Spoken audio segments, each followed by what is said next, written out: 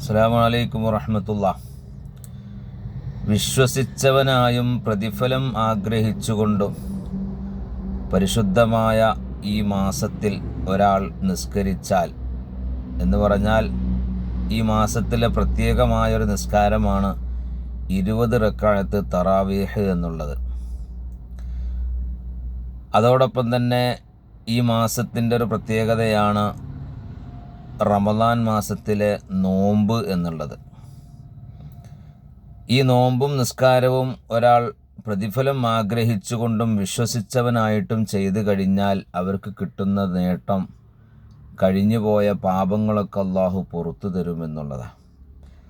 നമ്മളൊക്കെ വിശ്വസിച്ചുകൊണ്ടാണ്, എല്ലാവരും മുഅ്മിനീങ്ങളാണ്, വിശ്വസിച്ചവരായിട്ടാണ് നോമ്പെടുക്കുന്നത്, അതോടൊപ്പം തന്നെ നിസ്കരിക്കുന്നതും.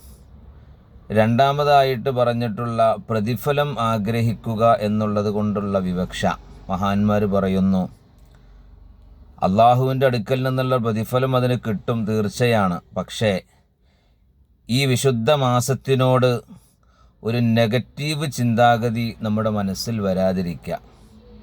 റമദാൻ മാസം തുടങ്ങിക്കഴിഞ്ഞാൽ ഇനി ഒരു 30 ദിവസക്കാലം ഭക്ഷണമോ വെള്ളമോ കുടിക്കാൻ പറ്റുകയില്ല, മുമ്പ് കഴിഞ്ഞ പോലെയുള്ള ഒരു ജീവിതം, അതിൽ നിന്നൊക്കെ ഒരു നിയന്ത്രണം ഏർപ്പെടുത്തണമല്ലോ എന്നൊരു ചിന്താഗതി.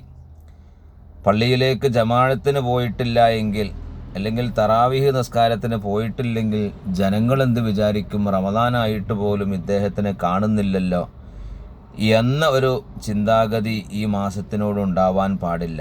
പോസിറ്റീവോടുകൂടി, നല്ല മനസ്സോടുകൂടി റമദാനിലെ പ്രവർത്തനങ്ങൾ ചെയ്യുകയും ആവുകയും ചെയ്യുക. ഇതാണ് പ്രതിഫലം ആഗ്രഹിച്ചുകൊണ്ട് ചെയ്യുക എന്നുള്ളത് കൊണ്ട് വിവക്ഷ. അല്ലാഹു സുബ്ഹാനഹു വ തആല ഈ റമദാന് കൊണ്ട് വിജയിക്കുന്നവരുടെ കൂട്ടത്തിൽ നമ്മെ ഉൾപ്പെടുത്തട്ടെ. അസ്സലാമു അലൈക്കും.